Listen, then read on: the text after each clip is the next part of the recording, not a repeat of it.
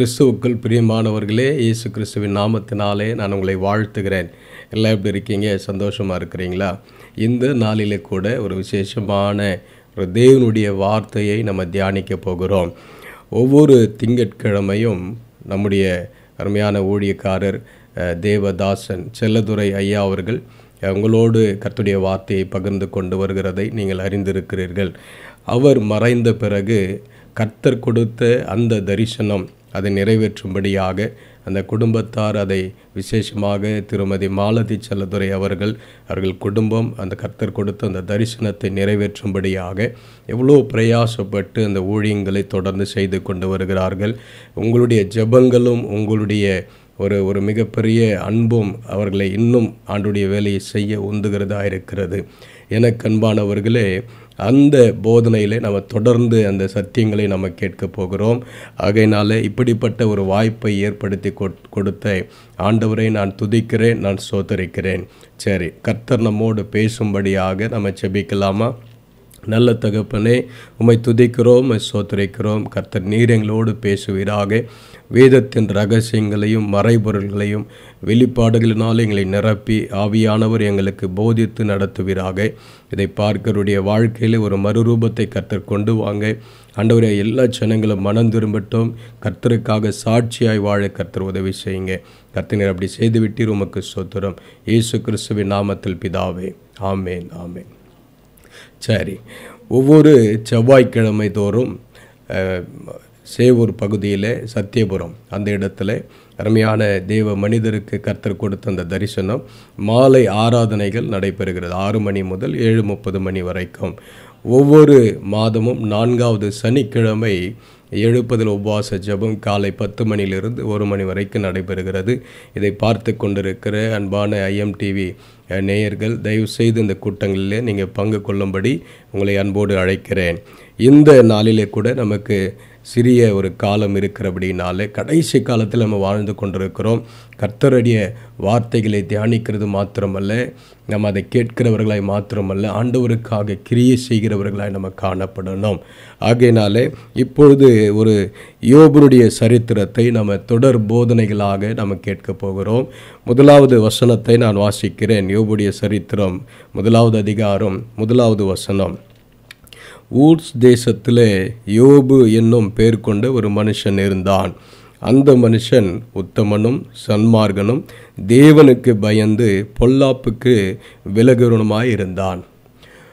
நல்ல கவனிங்க, ஒரு அதிகாரம் துவங்கும்போதே ஒரு மனிதனை குறித்து இப்படியாக ஒரு நற்சாட்சி பெற்றவனாக, ஆண்டவராலே சாட்சி பெற்றவனாக ஒரு மனிதனை குறித்து வேதம் அவனை அறிமுகப்படுத்துகிறதா இருக்கிறது. எனக்கு அன்பானவர்களே, பாருங்கள், யோபை குறித்து என்னென்ன சொல்லப்படுகிறது. அந்த மனுஷன் உத்தமனாக இருக்கிறான், சன்மார்க்கனாக இருக்கிறான், தேவனுக்கு பயந்திருக்கிறான், பொல்லாப்புக்கு விலகுகிறவனாக இருக்கிறான். இந்த வசனம் நீங்கள் கீழே 8வது வசனத்தை பார்த்தீங்கன்னா மறுபடியும் ஆண்டவர் யோபுவை குறித்து இதே வார்த்தைகளை சாட்சியாக சொல்லுகிறார். ஒரு மனிதனுடைய வாழ்க்கையில் ஆண்டவர் நம்மை குறித்து இப்படி ஒரு சாட்சி கொடுக்கும்போது இதைவிட மேலான பாக்கியம் நமக்கு என்ன வேணும்? எனக்கு அன்பானவர்களே, இன்றைய காலகட்டங்களில் ஆண்டவர் அநேகருடைய வாழ்க்கையில் நன்மை செய்கிறார், அநேகருடைய வாழ்க்கையில் அற்புதங்களை செய்கிறார். அநேகர் ஆண்டவருக்கு முன்பதாக அவரை அறிக்கை செய்யும்படியாய் சாட்சியாக நாம் அறிவிக்கிறோம். ஆனால் அதற்கப்புறம் அவருடைய வாழ்க்கை எப்படி இருக்கிறது? நாம் இந்த வேதத்தில் இந்த சம்பவத்தில் நம்ம கற்றுக்கொள்ளக்கூடிய என்ன பார்த்திங்கன்னா, ஆண்டவர் நம்மை குறித்து சாட்சி கொடுக்கிறவராக இருக்கணும். அப்படிப்பட்ட ஒரு வாழ்க்கை தான் கிறிஸ்தவ வாழ்க்கையாக இருக்கிறது. அதனால தான் யோபு 16வது அதிகாரம் 19வது வசனத்தில் யோபு சொல்கிறார், இப்பொழுதும் இதோ என் சாட்சி பரலோகத்தில் இருக்கிறது, எனக்கு சாட்சி பகிர்கிறவர் உன்னதங்கள் இருக்கிறார் என்பதாக யோபு அறிந்து வைத்திருக்கிறான். ஏன் அப்படின்னு சொன்னால், நான் மனிதர்களை பிரியப்படுத்தும்படியாக, மனுஷர்களை நான் திருப்திப்படுத்தும்படியாக அல்ல வாழல, மனிதர்கள் பார்க்கும்படியாக வெளிப்புற தோற்றத்தில் நான் ஒரு போலியான வாழ்க்கை வாழல. என்னுடைய சாட்சி இந்த பூமியில் அல்ல, என்னுடைய சாட்சி உன்னதங்களில் இருக்கிறது, பரலோகத்தில் இருக்கிறது.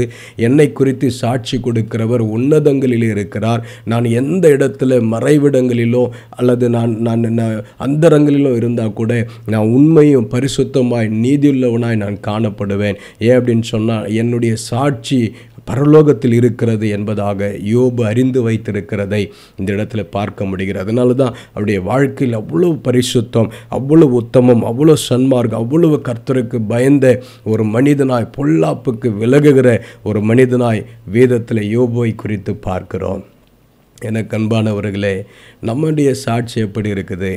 இன்றைக்கி ஜனங்களை ஏமாற்றி வச்சிருக்கிற ஒரு சூழ்நிலை என்ன தெரியுமா?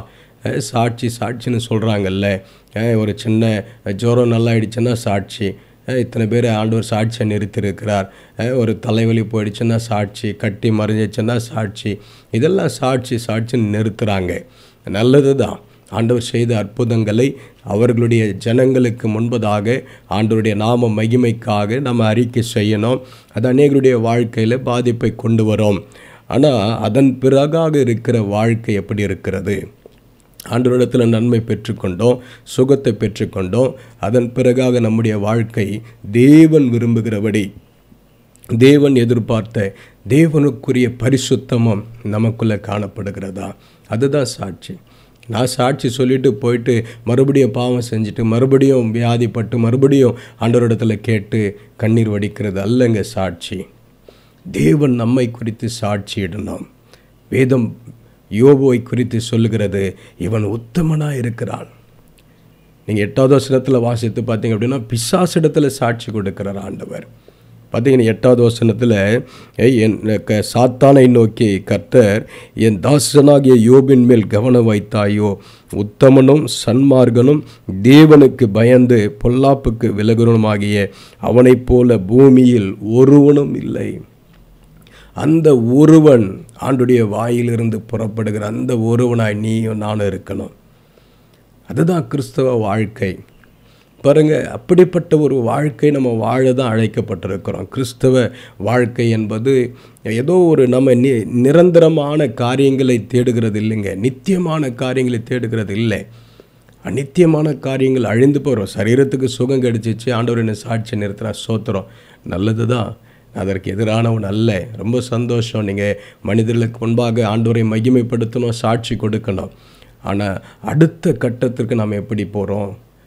ஆழங்களுக்குள்ள, வேதத்தின் ரகசியங்களுக்குள்ள வாழ்க்கை, நம்முடைய வாழ்க்கை எப்படி இருக்கிறது? நம்ம தேவனுக்குள்ளே நம்ம எந்த அளவுக்கு அவருடைய அன்பில் கட்டப்பட்டிருக்கிறோம், தேவனை எந்த அளவுக்கு பிரதிபலிக்கிறோம், தேவனுடைய அன்பில் எந்த அளவுக்கு நம்ம நிலைத்திருக்கிறோம், அந்த சாட்சியுள்ள வாழ்க்கையில் எந்த அளவுக்கு நம்ம உண்மையாக இருக்கிறோம். ஆண்டவர் என்னை குறித்து எப்படி பேசுகிறார், பரலோகம் என்னை குறித்து எப்படி பேசுகிறது, இதுதான் முக்கியம். அதுதான் முக்கியம். எனக்கு அன்பானவர்களே, நல்ல கவனிங்க. யோபுவை குறித்து கர்த்தர் பேசுகிற சாட்சி எப்படி இருக்கிறது? பூமியில் அவனைப் போல ஒருவனும் இல்லை, இவனைப் போல ஒருவனும் இல்லை. நம்மை குறித்து சாட்சி கொடுக்கணும். அவர் நித்தியமானவர்.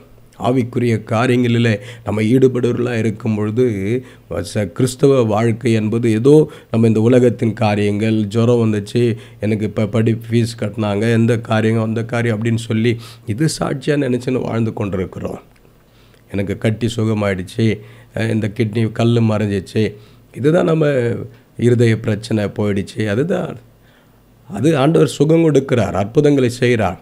அதன் பின்பாக உன்னுடைய வாழ்க்கை எப்படி இருக்கிறது? ஆண்டவர் நீ ஆண்டவரை மகிமைப்படுத்தினியே, சாட்சியை நிற்க வச்சாரே, அவர் வாயிலிருந்து உன்னை குறித்து இப்படிப்பட்ட உத்தமன் பூமியில் இல்லை என்று சொல்லத்தக்கதாக நம்ம சாட்சியை வாழ்ந்து கொண்டிருக்கிறோமா? எனக்கு அன்பானவர்களை கவனித்து பார்க்கணும், ஜாக்கிரதையுள்ளவர்களாக இருக்கணும். கடைசி காலத்தில் நம்ம வாழ்ந்து கொண்டிருக்கிறோம், கடைசி மணி துளிகளிலே வாழ்ந்து கொண்டிருக்கிறோம். ஆண்டவருடைய வருகை எப்பொழுது இருக்குன்னு தெரியாது. கடைசி காலத்தில் ஆண்டவருடைய வருகையை சந்திக்க போகிற சந்ததியாய் நாம் காணப்படுகிறோம். ஜாக்கிரதையுள்ளவர்களாக இருக்கணும்.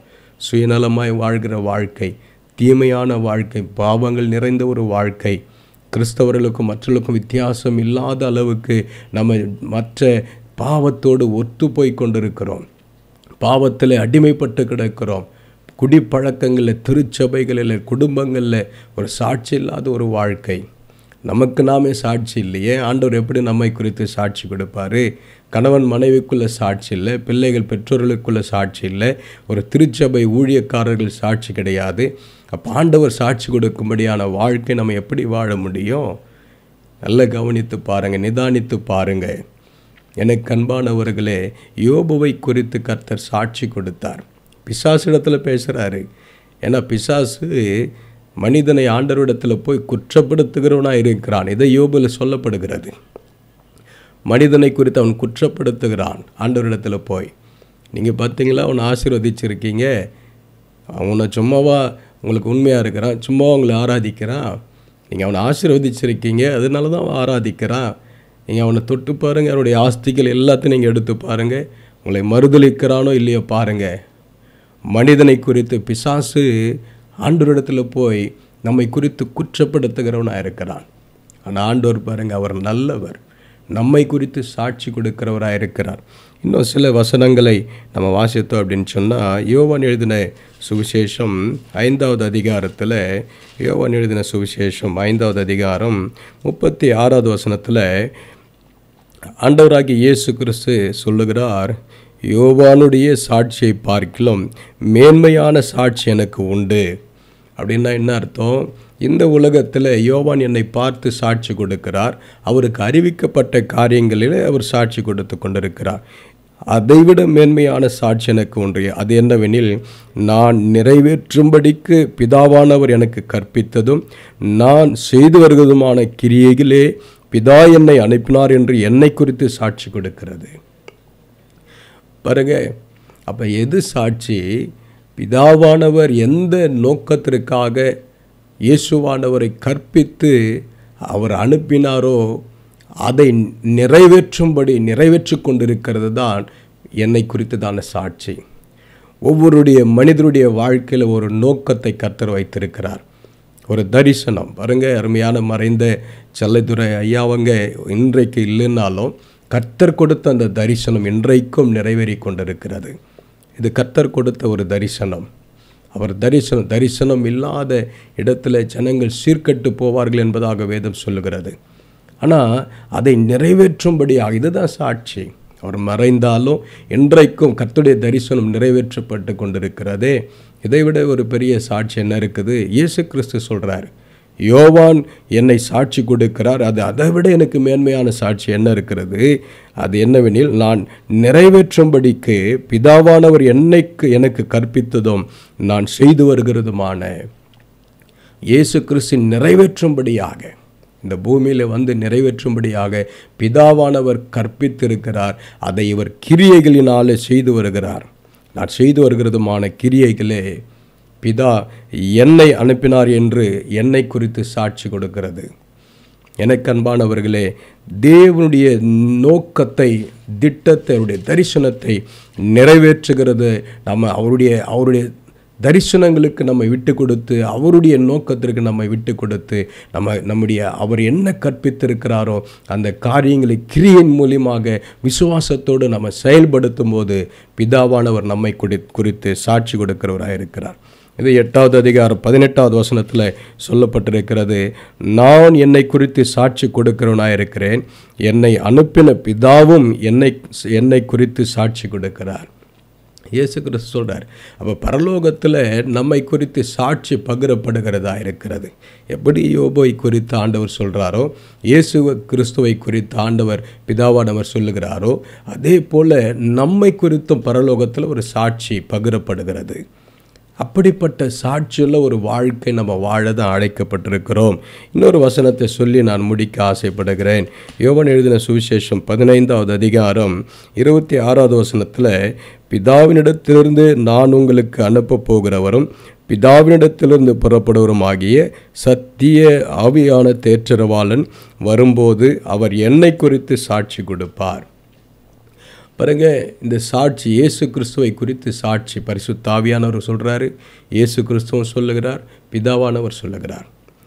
நம்ம வேதத்தில் வாசிக்கிறோம், நம்மை குறித்து பரலோகத்தில் சாட்சியிடுகிறவர்கள் 3 என்பதாக வேதம் சொல்கிறது. பிதா, குமாரன், பரிசுத்த ஆவியானவர். அப்போ நம்மை குறித்து சாட்சி கொடுக்கணும். அப்படிப்பட்ட வாழ்க்கை வாழ அப்போ எப்படி நம்ம சாட்சி கொடுக்கறது? உண்மையாக இருக்கணும், உத்தமமாக இருக்கணும், பரிசுத்தமாக இருக்கணும், பாவத்திற்கு விலகி இருக்கணும், பொல்லாப்புக்கு விலகி இருக்கணும், யோபை போல தேவனுக்கு பயந்த ஒரு வாழ்க்கை வாழணும். அப்படிப்பட்டவர்களாய் நம்ம வாழ அழைக்கப்பட்டிருக்கிறோம். இது உலகம் பார்க்கிறபடி அல்ல, கர்த்தருக்கு முன்பதாக நம்ம அப்படிப்பட்டவர்களாக இருக்கும்பொழுது கர்த்தர் நம்மை குறித்து சாட்சி கொடுக்கிறார். கர்த்தர் உங்களை ஆசீர்வதிப்பாராக. கண்களை மூடி நம்ம செபிக்கலாமா? நல்ல தகப்பனே, கர்த்தர் எங்களோடு நீர் பேசியிருக்கிறீர். ஆண்டவரே, நீர் எங்களை குறித்து சாட்சி கொடுக்கிறீர்.